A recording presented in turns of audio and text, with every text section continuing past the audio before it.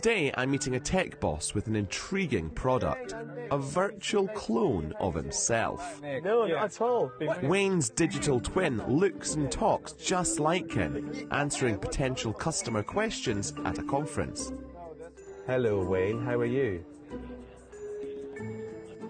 Hey there. I'm doing great. What's your favourite food? And he's staying on message. Choosing a favorite is tough. But if I had to pick, I say the ability to create hyper-realistic avatars for real-time interaction is a real game changer. I asked him to try to sell himself as a product, so... Not your standard reply. HeyGen is an AI video generator valued at $500 million. It creates AI-powered versions of you to act on your behalf online. I can basically make a digital clone of myself and have him to do whatever I maybe don't have time, but I know just how it should be done. I just give him the knowledge and the goal and just go do it. It's like telling an intern what to do. He actually looks like he's delivering it quite convincingly, like a human would. Yeah. How have you done that? So it's basically based on like a real recording of myself, and we feed it to HeyGen AI to train an avatar that can talk in real time, like this. So he knows what I look like, how I talk, when I move, what kind of facial expression, and also my sound. Clones, digital twins and AI agents are all products from the surge of startups promising to alleviate boring workloads and make you money whilst you sleep. 10 people could be talking to you at once, or 50 people, or however many people. You can have these independent conversations. And so a question around that might be like, okay, but how do we know what it's talking about? How do we feel confident and safe about the types of conversations it's having? Well, it's only trained on data that I've given it, no other data. So it can have these autonomous, agentic conversations, but in a kind of very controlled manner.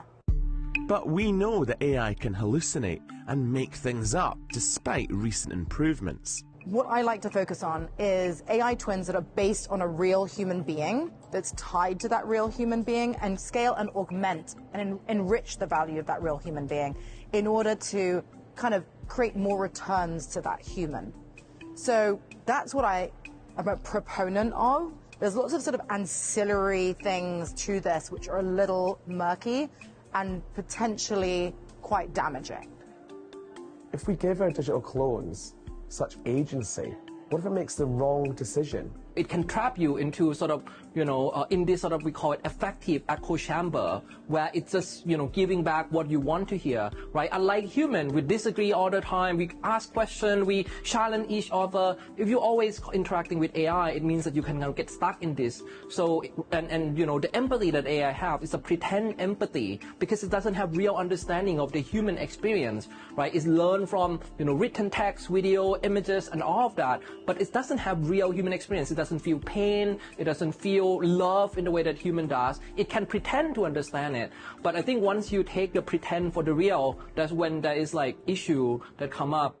But replicas are being designed to be increasingly true to life. Some people talk, like I might talk like this or move around a lot, whereas others are very like controlled or like disciplined or whatever. Right. Do you look at the personal behavior of someone in your AI model, or is it all the same kind of skeleton, if you like? Yeah. We are in the middle of being able to pick up those signals more and more. And in the future, the avatar the model can predict, okay, we know Nick, we know how he usually talks.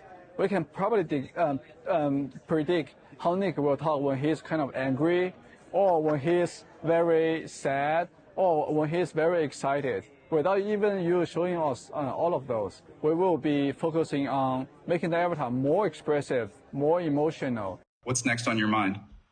You can be digitally cloned and put your digital likeness to work for you too. Helen Todd has been using her digital avatar, Helen 2.odd, at conferences for the past couple of years. I love getting people's reactions. It's either like, oh my God, or like, I want one, or somewhere in the middle. But if I needed to add like communication layer, or if I'm just not comfortable being on camera, like I can clone myself, or if I'm brilliant, but I'm a nervous wreck speaking, I can clone myself and have my clone be a layer between me and the real person. But I think in the near future, everyone is going to have more hyper-realistic clones. There's a lot of people here trying to sell digital clones as a product or a service. What would you say to the consumer here? I really love this book. I think it came from Princeton, called AI Snake Oil. And, it's really captured the essence of it, that people are trying to sell things that is like magical, amazing. But if you look at sort of the economic impact of AI, like, the work from Darren Acemoglu, who just won Nobel Prize in economic science, he showed that the impact of AI on the economy is actually very little. And, people can feel like, wow, the AI can give them answer, but they should not forget that, Google had also done something similar, maybe not give you a full essay, but can already give people information at their fingertip, right? But you see people watch cat video rather than go and trying to understand quantum mechanics or whatever. Right, so having information, having intelligence at the fingertip doesn't always lead to sort of better life. Like them or not, AI agents have arrived. What they mean for work, our relationships, and our identity, we'll soon see. If I could, I'd totally love pizza.